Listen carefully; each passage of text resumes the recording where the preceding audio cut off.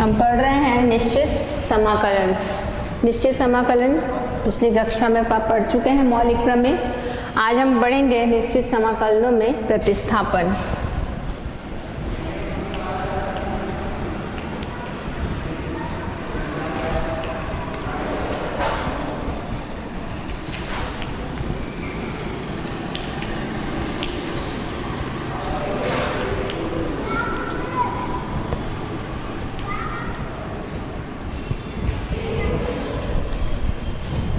जिस प्रकार हम अनिश्चित समाकलन में प्रतिस्थापन करते हैं, चरों को प्रतिस्थापित करते हैं और उनके मान निकालते हैं, हल करते हैं, उसी प्रकार निश्चित समाकलन में भी हम चरों को प्रतिस्थापित करके उनको हल करते हैं। ध्यान यहाँ यह रखना है कि निश्चित समाकलन में उनकी सीमा निश्चित होती है, निम्न सीमा और उच्च सीमा। तो जब हम चरों को प्रतिस्थापित करते हैं तो साथ ही हमें उनकी सीमाओं को भी प्रतिस्थापित कर देना चाहिए। आइए देखते हैं, प्रश्न से बनाते हैं इसे। तो देखते हैं एक प्रश्न। मान लीजिए हमें समाकलन करना है, एक निश्चित समाकलन। मान हमें ज्ञात करना है sine inverse 2x by 1 plus x square का, जिसकी सीमा है 0 से 1। 0 से 1 सीमा के बीच में यदि हमें समाकलन ज्ञात करना है sine inverse 2x by 1 plus x square का, आइए इस निश्चित समाकलन को हम किस प्रकार चर को प्रतिस्थापित करके ज्ञात करते हैं सीखते हैं। तो आइए सबसे पहले हमें 2x by 1 plus x square हमें दिख रहा है। जैसे ही हम x को tan थीटा लें यदि, तो 2 tan theta by 1 plus tan square theta सूत्र बन जाता है साइन 2 थीटा का। तो हमें x बराबर दिख रहा है tan थीटा मानना चाहिए। तो यहाँ पर हमने x बराबर मान लिया tan थीटा।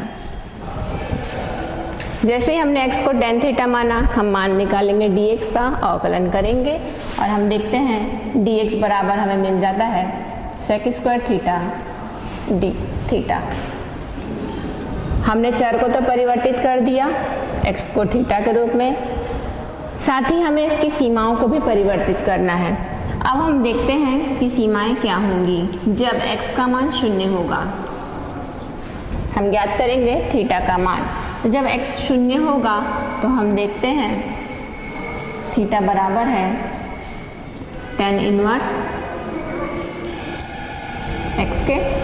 चूंकि x tan थीटा के बराबर है इसलिए थीटा बराबर हो जाएगा tan इनवर्स x के।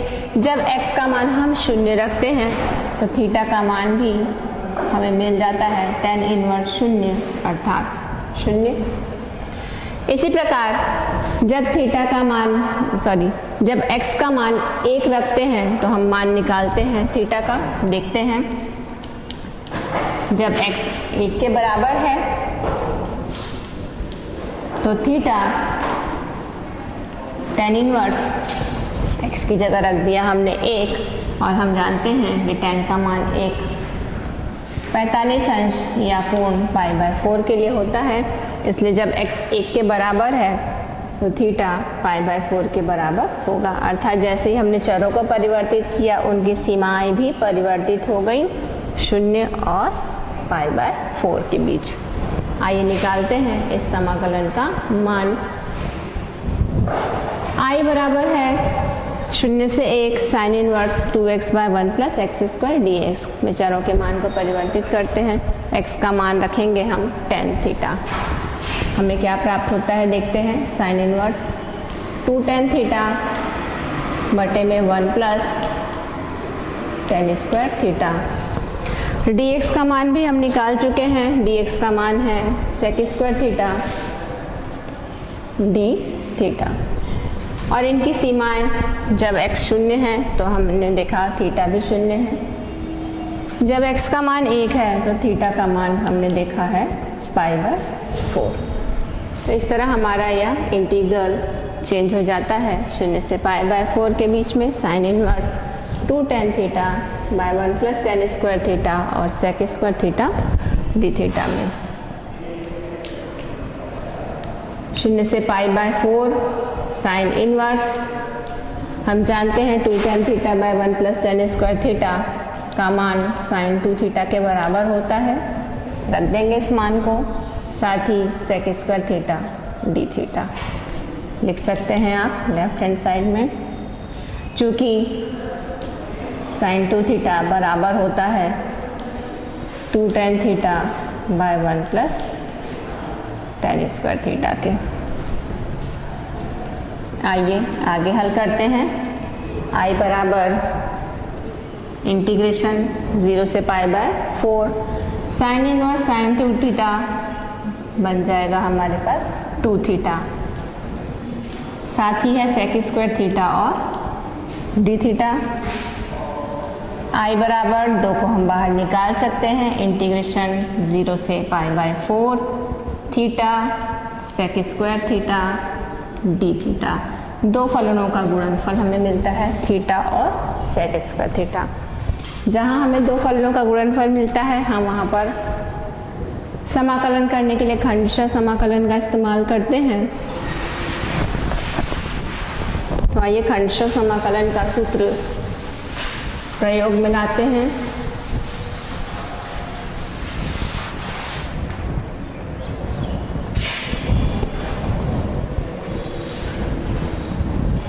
और हम इसका समाकलन करते हैं।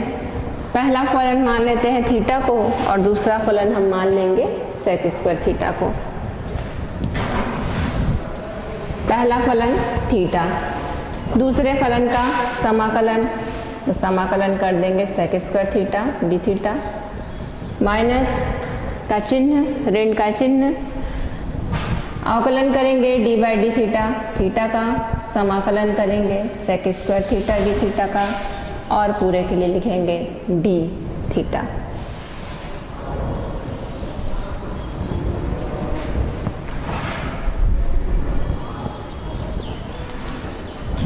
और साथ में इनकी सीमाओं को लिख देंगे 0 से पाई बटे 4।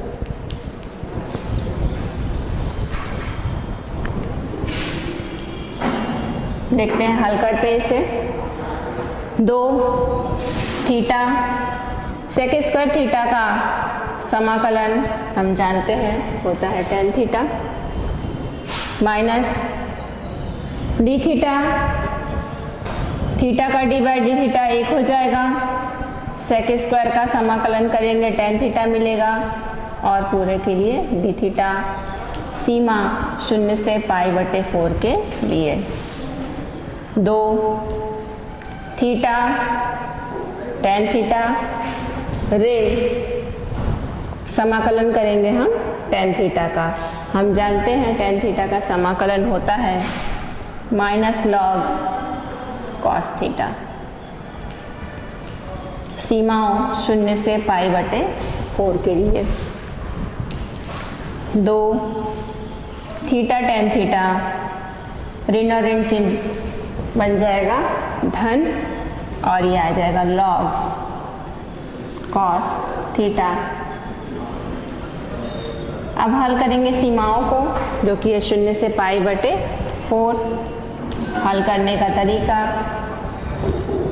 उच्च सीमा में से घटाते हैं हम निम्न सीमा। पहले हम रखते हैं थीटा का मान पाई बटे 4, पाई बटे 4 tan थीटा का मान है पाई बटे 4 धन लॉग कॉस पाई बटे 4। ये है उच्च सीमा में से हम घटाएंगे, थीटा का मान रखेंगे 0, ये हो गया 0, tan का 0 पर मान धन लॉग कॉस का 0 पर मान। हल करते हैं इसे आगे।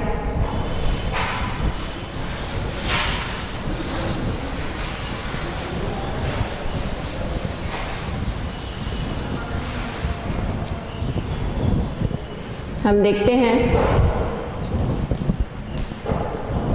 I बराबर हमें मिलता है 2 पाई बाय 4, tan का पाई बाय 4 पर मान हम रखते हैं 1 धन लॉग कॉस का पाई बाय 4 पर मान हम रख देते हैं 1 बटे वर्गमूल 2 ऋण शून्य का गुणा tan शून्य से, tan शून्य का मान भी शून्य होता है और शून्य का गुणा है, ये पद हो गया शून्य। log cos शून्य, तो log cos का शून्य पर मान हम जानते हैं 1 होता है और cos का शून्य पर मान 1 है, साथ ही log का 1 पर मान शून्य होता है। तो हम अब मान रख देंगे log 1 का शून्य और देखते हैं हमें I बराबर प्राप्त होगा 2 π/4। log 1 बटे वर्गमूल 2 को लिख सकते हैं हम log 1 ऋण log वर्गमूल 2। ऋण log 1 का मान शून्य रख देते हैं, ये पद हट गया यहाँ से। अतः I बराबर 2 π/4, log 1 को फिर शून्य रख दीजिए, तो हमारे पास है ऋण log वर्गमूल 2। इस वर्गमूल के चिन्ह को हम घात में 1/2 भी लिख सकते हैं। तो I बराबर हमें मिलता है 2 π/4, ऋण घातांक सामने आ जाएगा 1/2 log 2। इस 2 को अंदर गुणा कर दीजिए तो हमें I बराबर मिल जाता है π/2, 2 और 2 कट जाएगा, -log 2 और ये इसका उत्तर हमें प्राप्त होता है। इस तरह प्रतिस्थापन विधि से हम निश्चित समाकलन ज्ञात कर सकते हैं। आइए देखते हैं दूसरा प्रश्न।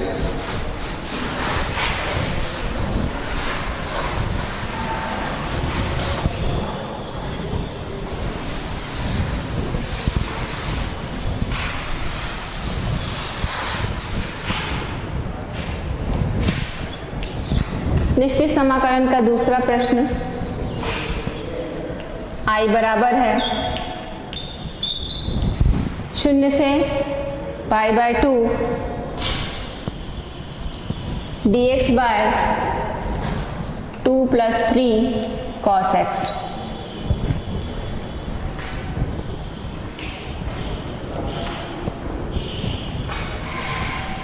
हल करते हैं इसे। जब इस प्रकार का प्रश्न होता है हमारे सामने, हम अनिश्चित समाकलन में भी इस प्रकार के प्रश्नों को हल कर चुके हैं। हमें 2 के साथ गुणा में 1 मान लेना चाहिए तथा 3 cos x को भी 2 थीटा सूत्र से हल करना चाहिए। हम लिख सकते हैं 1 की जगह पर sin² x/2 plus cos² x/2, क्योंकि sin² theta plus cos² theta 1 होता है। धन 3 cos2 थीटा फॉर्मूला यूज करते हैं, तो इसको लिख सकते हैं हम cos² x/2 minus sin² x/2। 2 का गुणा करते हैं दोनों में और यहाँ 3 का गुणा करते हैं दोनों पदों में।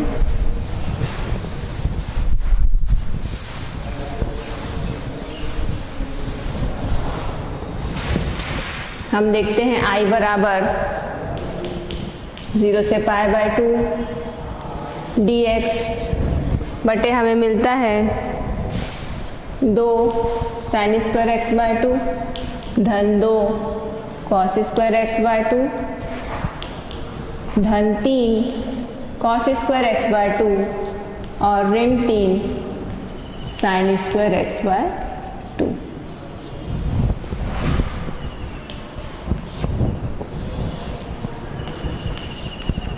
I बराबर 0 से π/2 dx बटे sin² के पदों को sin² के साथ हल करेंगे और cos² के पदों को cos² के साथ हल करते हैं। 2 cos² और 3 cos² जुड़ जाएगा, बन जाएगा 5 cos² x/2। इसी प्रकार 2 sin² x/2 और ऋण 3 sin² x/2, तो 2 ऋण 3 हल होगा ऋण 1 और मिल जाएगा हमें ऋण sin² x/2। जैसे इस तरह के पद हमें प्राप्त हो, हमें समीकरण को cos स्क्वायर एक्स बाय 2 से भाग दे देना चाहिए। तो cos स्क्वायर एक्स बाय 2 से भाग देने पर साइन जो है वो हमारा tan में परिवर्तित हो जाता है और i बराबर हमें मिलता है 0 से पाई बाय 2। ऊपर कुछ नहीं है, इसका मतलब है एक अंश में कोई पद नहीं है, तो मतलब है एक को जैसे ही हम भाग देंगे cos स्क्वायर से, यह बन जाएगा sec square x by 2 dx। हर में 5 cos स्क्वायर एक्स बाय 2 को जब cos स्क्वायर एक्स बाय 2 से भाग देंगे तो आ जाएगा 1 तथा ऋण साइन बदल जाएगा tan स्क्वायर एक्स बाय 2 में।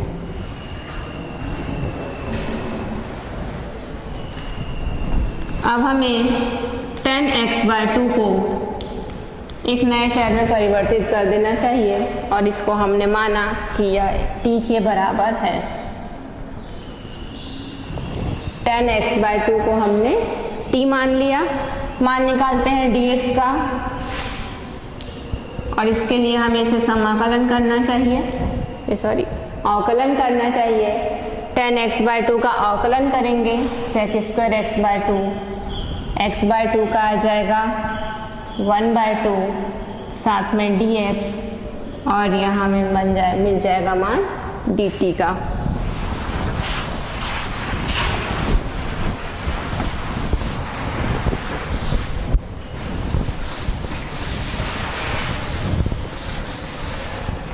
तो हम देखते हैं sec स्क्वायर एक्स बाय 2 का मान हमें मिल जाता है sec square x by 2 dx बराबर हमें मिल जाता है, इस 2 को इधर ले जाते हैं 2 dt। इस प्रतिस्थापन में चर तो प्रतिस्थापित हो गया, साथ में इसकी सीमा भी प्रतिस्थापित होगी। तो देखते हैं क्या होगा जब x का मान होगा 0।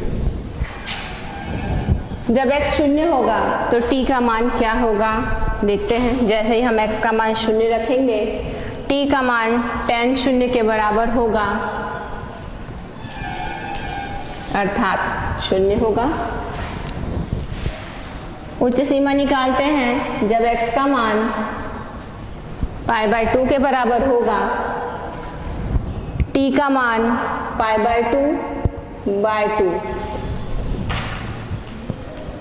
t का मान tan पाई बाय 2 बाय 2 यानी कि tan के पाई बाय 4 मान के बराबर होगा, अर्थात t का मान tan के 45 अंश के बराबर होगा, 1 के बराबर होगा। तो हम देखते हैं कि हमारा इंटीग्रल किस प्रकार परिवर्तित हो जाता है। i बराबर सीमाएं परिवर्तित हो गई हैं, जो 0 से पाई बाय 2 थी वो 0 से 1 में परिवर्तित हो गई है। चर देखते हैं sec square x by 2 dx को हम लिख सकते हैं 2 dt और बटे में है 5 ऋण tan स्क्वायर एक्स बाय 2, जहाँ पर हमने tan x बाय 2 को माना है t, लिख सकते हैं t का स्क्वायर। 0 से 1 2 dt, 5 को लिख सकते हैं हम वर्ग के रूप में, वर्गमूल 5 का वर्ग ऋण t का वर्ग।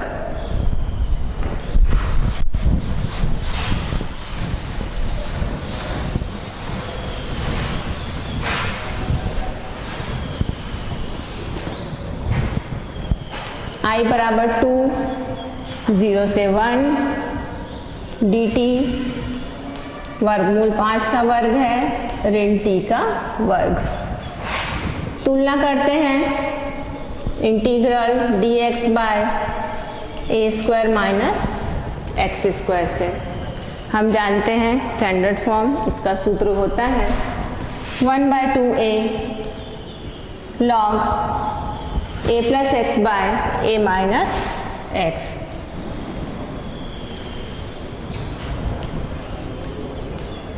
चूंकि यह सूत्र है dx by a square minus x square का 1/2a log a plus x by a minus x, इस सूत्र का इस्तेमाल करेंगे और इस इंटीग्रल का हल हम लिखेंगे। I बराबर हमें मिलेगा 2, a की जगह पर है वर्गमूल 5 और x की जगह पर है t।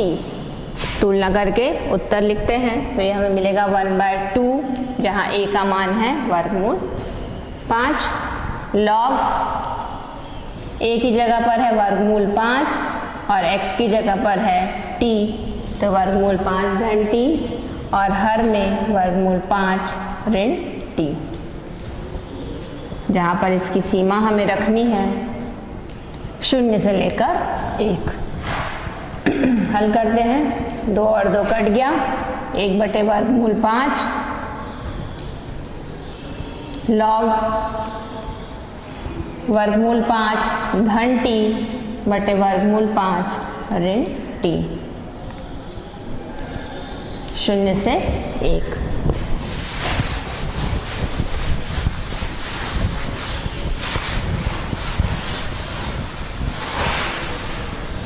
समाकलन तो हल हो गया है, सीमाओं को हल करते हैं। तो I बराबर 1/वर्गमूल 5 लॉग मान रखते हैं उच्च सीमा का, t बराबर हम रखेंगे 1 वर्गमूल 5 धन 1 वर्गमूल 5 ऋण 1।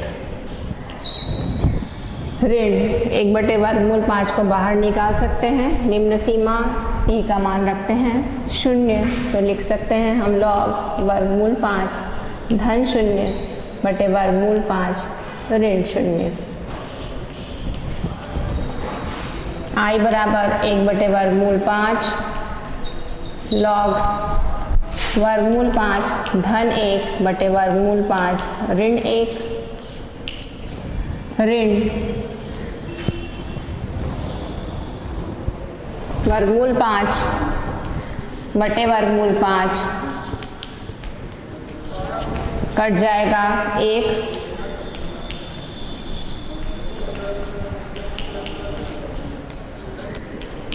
लॉग वर्गमूल 5 धन 1/वर्गमूल 5 ऋण 1 और ऋण लॉग 1। हम जानते हैं लॉग 1 का मान 0 होता है, तो 1/वर्गमूल 5 लॉग वर्गमूल 5 धन 1/वर्गमूल 5 ऋण 1 हमें उत्तर के रूप में प्राप्त होता है।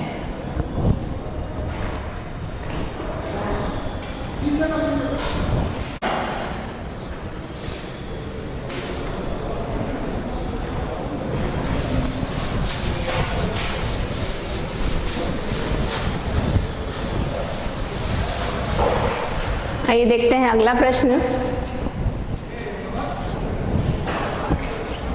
अगला प्रश्न हमें ज्ञात करना है निश्चित समाकलन इंटीग्रल I बराबर 0 से 1 x tan inverse x dx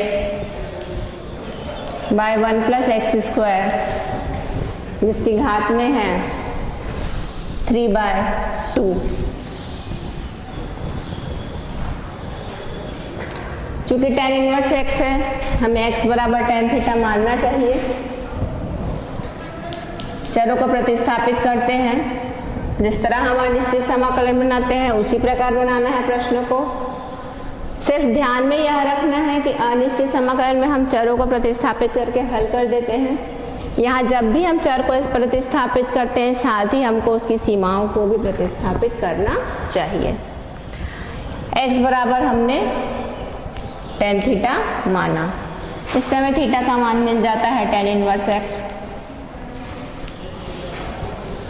आइए dx का मान निकालते हैं, अवकलन करते हैं। dx बराबर हमें मिल जाएगा tan का अवकलन होगा जो कि होता है sec² थीटा d थीटा। चरों को प्रतिस्थापित करते हैं तो सीमाओं को भी प्रतिस्थापित करना पड़ता है निश्चित समाकलन में। देखते हैं क्या होगा जब x बराबर हो 0।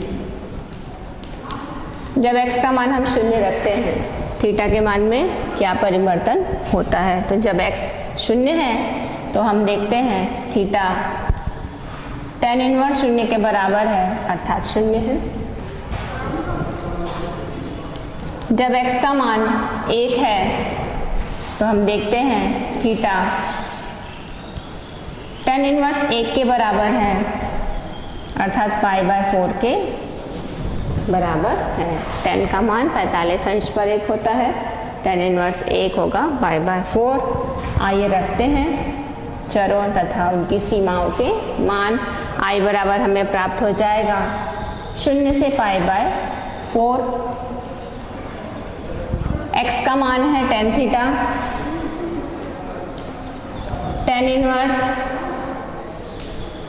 tan थीटा, dx का मान हमने निकाला है sec square theta d theta, तथा इस पूरे के बटे में है 1 प्लस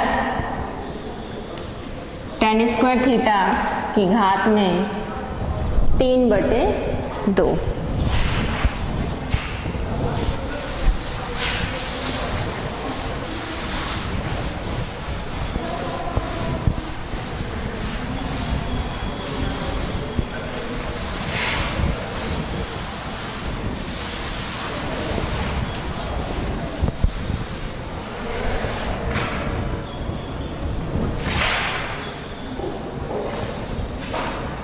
I बराबर 0 से π/4।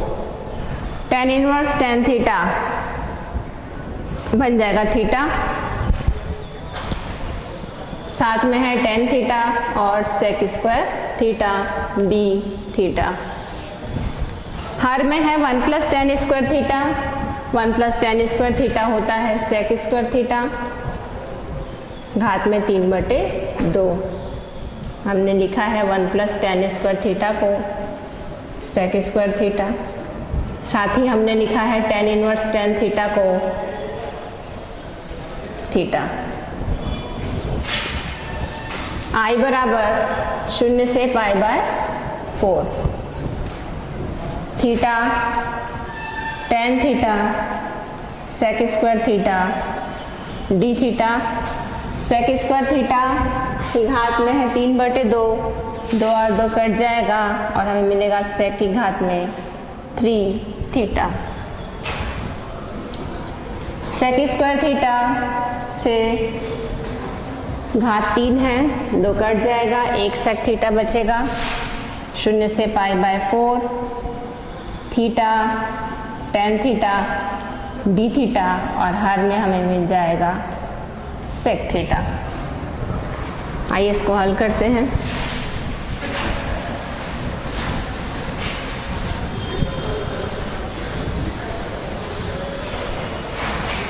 I बराबर है 0 से π/4। थीटा tan थीटा को लिखते हैं sin थीटा बटे cos थीटा। इसी प्रकार sec थीटा को लिख सकते हैं 1/cos थीटा। cos और cos कट जाएगा और I बराबर हमें मिलेगा 0 से π/4 थीटा sin थीटा और d थीटा। दो फलनों के गुणनफल के रूप में हमें मिलता है पद, जिसे हम खंडशः समाकलन कर ज्ञात कर सकते हैं। तो I बराबर हमें मिलेगा पहला फलन दूसरे फलन का समाकलन, हम लिख सकते हैं theta integration sine theta d theta minus integration d/d theta पहले फलन का अर्थात थीटा का, इंटीग्रेशन समाकलन दूसरे फलन का साइन थीटा का तथा पूरे के लिए d थीटा, और इस पर लिमिट है 0 से लेकर π/4। I बराबर हमको मिलता है थीटा साइन का integration minus cos theta minus integration minus cos theta d theta theta थीटा का d/d थीटा 1 हो जाएगा क्योंकि साइन का उत्तर माइनस कॉस। इसकी लिमिट है 0 से π/4।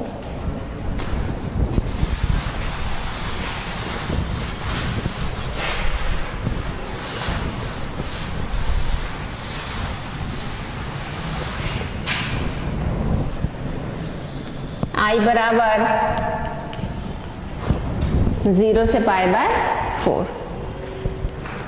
इस I बराबर हल करते हैं पदों को -θ cos θ, गुणा कर लेते हैं, माइनस और माइनस हो जाएगा प्लस, इंटीग्रेशन करते हैं कॉस का जो कि आ जाता है sin θ, और इसकी लिमिट है 0 से π/4। हल करते हैं सीमाओं को, उच्च सीमा पहले मान रखेंगे और फिर निम्न सीमा। तो थीटा का मान रखते हैं π/4, यह आ जाएगा -π/4, कॉस का π/4 पे मान, धन साइन का π/4 पे मान, तथा घटा देंगे इसमें से 0 -0, कॉस का 0 पर मान, धन साइन का 0 पर मान। I बराबर हमें मिलता है -π/4, कॉस का π/4 पर मान, लिखते हैं 1/2, धन साइन का π/4 पर मान भी 1/2, ऋण 0 का गुणा होने से पहला पद 0 तथा साइन का 0 पर मान 0, अतः ये सारे पद हो गए 0। I बराबर हमें मिलता है 1/2 को बाहर निकाल लें तो 1 - π/4 लिख सकते हैं, या 4 - π और बटे में 4√2 4√2 भी लिख सकते हैं, जो कि इसका उत्तर होगा।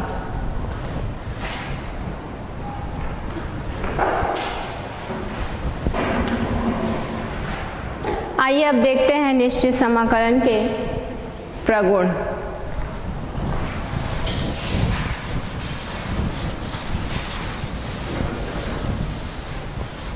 इसी प्रकार अन्य प्रश्नों को भी आप प्रतिस्थापित कर, चरों को प्रतिस्थापित करने के साथ साथ उनकी सीमाओं को प्रतिस्थापित कर आप सभी प्रकार के प्रश्नों को हल कर सकते हैं।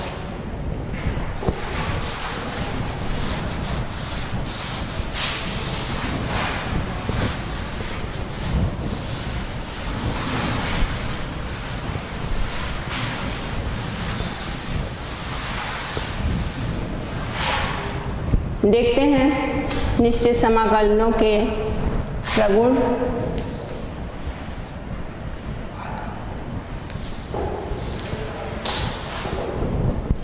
निश्चित समाकलनों के लिए 7 प्रगुण दिए गए हैं। आइए इनको डिस्कस करते हैं। सबसे पहला प्रगुण है समाकलन a से b के बीच में किसी फलन f(x) का समाकलन निश्चित समाकलन बराबर होता है यदि इनकी सीमाएं समान हो a से b ft dt के। निश्चित समाकलन का सबसे पहला प्रगुण इंटीग्रेशन a से b f(x) dx बराबर होता है इंटीग्रेशन a से b ft dt के। अर्थात यदि सीमाएं समान हो, उच्च सीमा के बराबर हो, निम्न सीमा के बराबर हो, तो फलन चाहे x चर के रूप में हो या t के रूप में हो, उनका उत्तर, उनका मान समान होता है। आइए इसको हल करते हैं।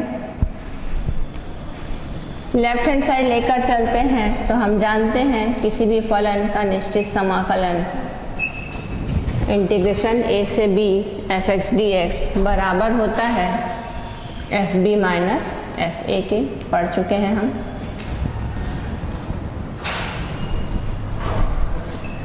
लिख लीजिए समीकरण 1। इसी प्रकार हम देखते हैं राइट हैंड साइड को। यदि हम बनाएं निश्चित समाकलन a से b ft dt को, तो यह भी निश्चित समाकलन की परिभाषा से बराबर होगा fb माइनस fa के, जिसे मान लेते हैं यदि हम समीकरण 2। हम देखते हैं समीकरण 1 और समीकरण 2 का दायां पक्ष आपस में बराबर है, और चूंकि दोनों का दायां पक्ष आपस में बराबर है तो इनके बाएं पक्ष को भी आपस में बराबर होना चाहिए। अतः हम लिख सकते हैं समीकरण 1 और 2 से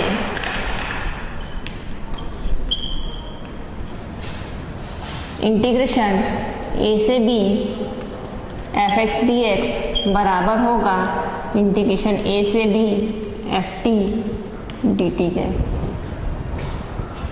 और यही है निश्चित समाकलन का सबसे पहला प्रगुण। देखते हैं निश्चित समाकलन का दूसरा प्रगुण, जो कि है a से b f(x) dx बराबर होता है माइनस b से a f(x) dx के।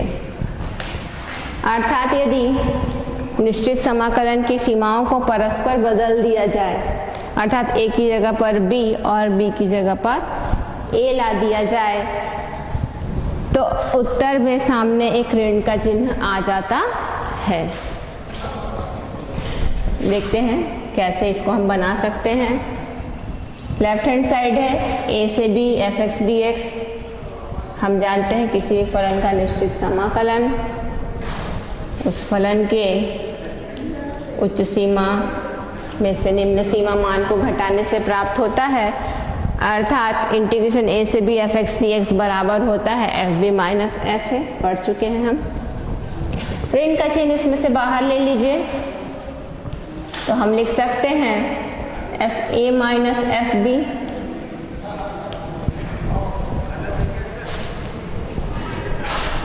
तथा इस fa माइनस fb को हम लिख सकते हैं इंटीग्रेशन f(x) dx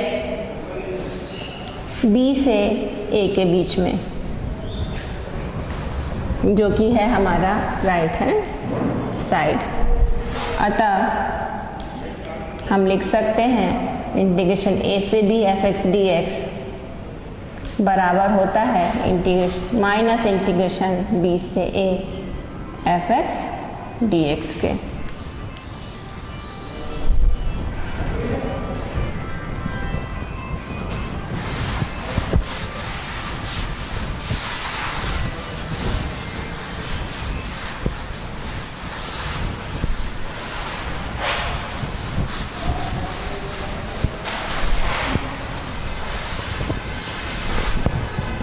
देखते हैं निश्चित समाकलन का तीसरा प्रगुण,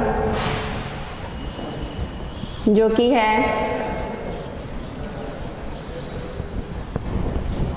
a से b f(x) dx बराबर होता है इंटीग्रेशन a से c f(x) dx धन इंटीग्रेशन c से b f(x) dx के, जहाँ c a और b के बीच कोई मान है। c हमेशा a से बड़ा होगा तथा b से छोटा होगा। इसे भी आप बना सकते हैं, राइट हैंड साइड लेकर चलें यदि, तो इंटीग्रेशन a से c f(x) dx धन इंटीग्रेशन c से b f(x) dx को हम हल कर सकते हैं। लिख सकते हैं हम इंटीग्रेशन a से c f(x) dx को fc माइनस f a। इसी प्रकार धन हम लिख सकते हैं c से b f(x) dx को fb माइनस f c। जोड़ते हैं fc माइनस fa धन fb माइनस fc। हम देखते हैं fc और ऋण fc कट जाता है और हमें मिलता है fb माइनस fa। ऋण चिन्ह वाले पद को बाद में लिखते हैं, जो कि बराबर होता है इंटीग्रेशन a से b f(x) dx के, और यही है हमारा राइट हैंड साइड। तो इस तरह निश्चित समाकलन के 7 प्रगुण हैं, जिनमें से 3 आज आपने देखे। शेष प्रगुणों को हम अगली कक्षा में करेंगे। धन्यवाद।